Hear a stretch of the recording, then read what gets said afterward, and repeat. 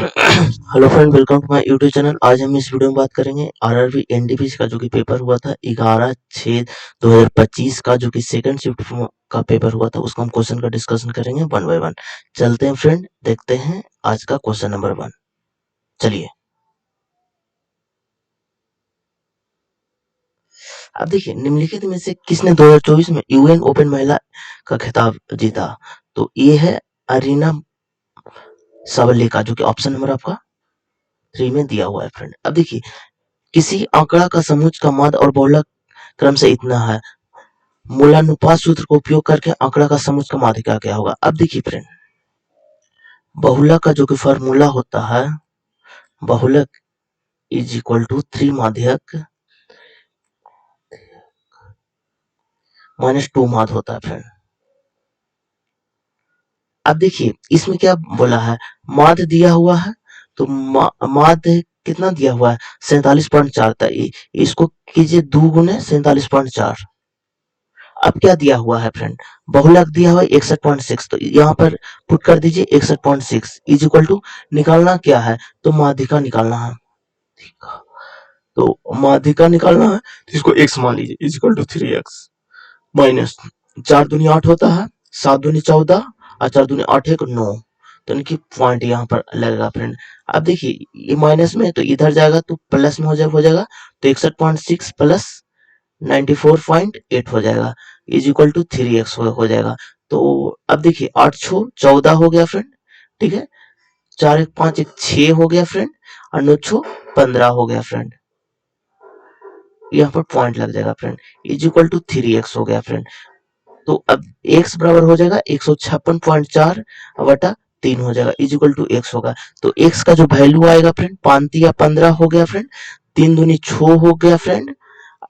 अब देखिए 4 बचा तो एक मरतबा भी हो गया फ्रेंड फ्रेंड और ये पॉइंट के बाद तो 52.1, जो कि एक ही ऑप्शन में है फ्रेंड, इसलिए आपका ऑप्शन नंबर 2 हो जाएगा फ्रेंड। अब चलिए नेक्स्ट क्वेश्चन की ओर।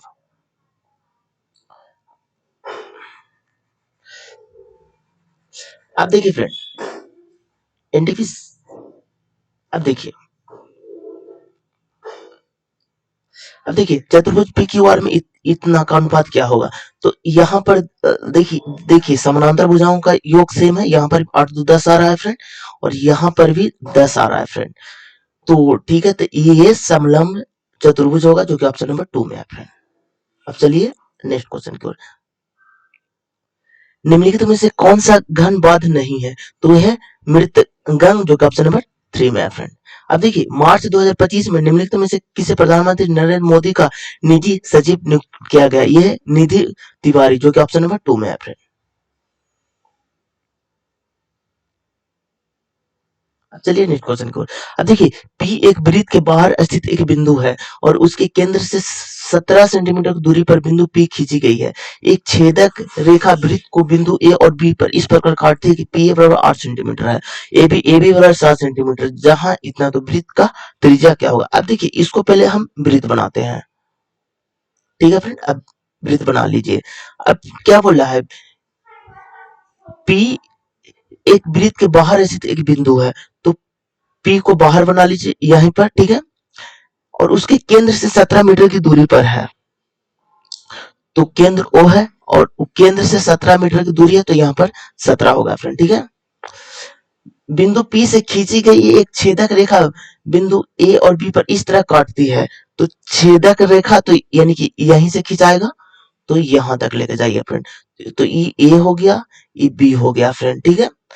तो तो पी ए बराबर 8 हो गया और ए बी बराबर 7, तो यहाँ 7 हो गया और ये पूरा का वैल्यू 8 हो गया फ्रेंड, ठीक है। अब आगे पढ़िए, जहां कोण ए बी से बड़ा है, तो त्रिज्या क्या होगा? तो अब देखिए, इसको भी थोड़ा बढ़ा लीजिए आप फ्रेंड, ठीक है। अब देखिए, इसका जो फॉर्मूला होता है, पी ए गुने P B is equal to होता है पी एम गुने पी एन, पी एम गुने पी एन होता है फ्रेंड। अब देखिए, पी ए कितना है? तो पी ए पूरा 8 है और पीबी कितना है? तो पीबी आपका 15 है फ्रेंड, ठीक है। अब चलिए, पीएम कितना है फ्रेंड? तो देखिए एम यहाँ पर मानिए और एन को यहाँ पर मानिए। तो अब देखिए यहाँ पर 17 माइनस आर होगा और इंटू यहाँ पर 17 प्लस आर होगा फ्रेंड। ठीक है, अब देखिए इसको जब कैलकुलेट कीजिएगा तो आर बराबर 13 आ जाएगा, जो कि आपका ऑप्शन नंबर 4 में दिया हुआ है फ्रेंड। अब चलिए नेक्स्ट क्वेश्चन की ओर। इतना एक गोल मेज के चारों ओर केंद्र की ओर मुंह करके बैठे हुए हैं फ्रेंड। तो ये क्या गोल मेज है? तो अब देखिए, तो इसको पहले गोला हम बना लेते हैं।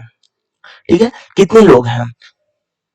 7 लोग हैं, तो 7 लोगों को बैठा दीजिए। 1 लोग, 2 लोग, 3, 4, 5, 6, एक 7 लोग। आगे पढ़िए।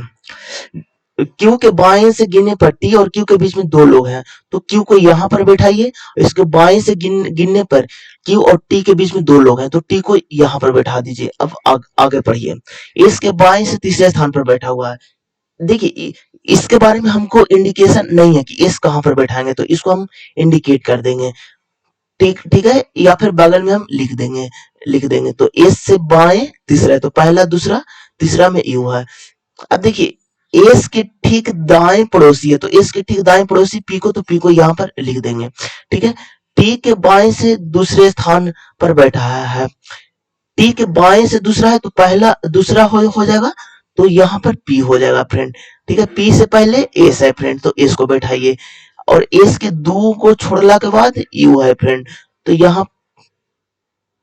यहाँ पर यू को बैठाइए। ठीक है, एस के बाएं से तीसरा, तो बाएं से तीसरा तीसरा पहला दूसरा तीसरा तीसरा, तो यहाँ पर यू को बैठाइए। अब आगे पढ़िए।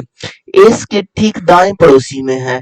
ठीक है, तो ये तो लिख दिए फ्रेंड। टी के बाएं से दूसरे स्थान पर पी है, ये भी लिख दिए। तो यू का निकटतम पड़ोसी आर है, सॉरी यू का निकटतम पड़ोसी भी है, तो भी यहाँ भी हो सकता है, यहाँ भी हो सकता है।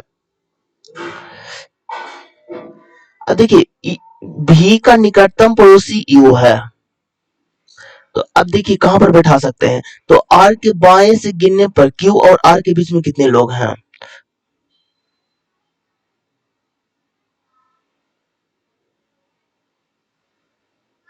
आर के बाएं से गिनने पर ना,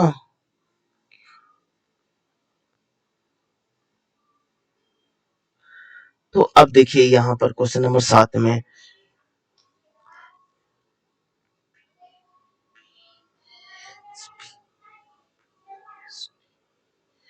तो यहाँ पर देखिए फ्रेंड कुछ गड़बड़ हो रहा है। देखिए भी, तो यहाँ पर भी बैठाइए और यहाँ पर आर को बैठा दीजिए। ठीक है, अब बैठ गया फ्रेंड। अब देखिए क्या बोल रहा है, आर के बाएं से गिनने पर, तो ये 2 लोग हैं फ्रेंड, जो कि आपका ऑप्शन नंबर 3 में है। अब चलिए नेक्स्ट क्वेश्चन की ओर। सिंथोस विद्रोह वर्तमान में भारत के किस क्षेत्र से संबंधित है? ये है असम से, जो कि ऑप्शन नंबर 2 में है। अब देखिए उपरोक्त के आधार पर इतना में से एम का क्यू से क्या संबंध है? तो यहाँ पर देखिए मल्टीप्लाई का मतलब क्या होता है, तो मल्टीप्लाई का मतलब पत्नी होती है। ठीक है, प्लस का मतलब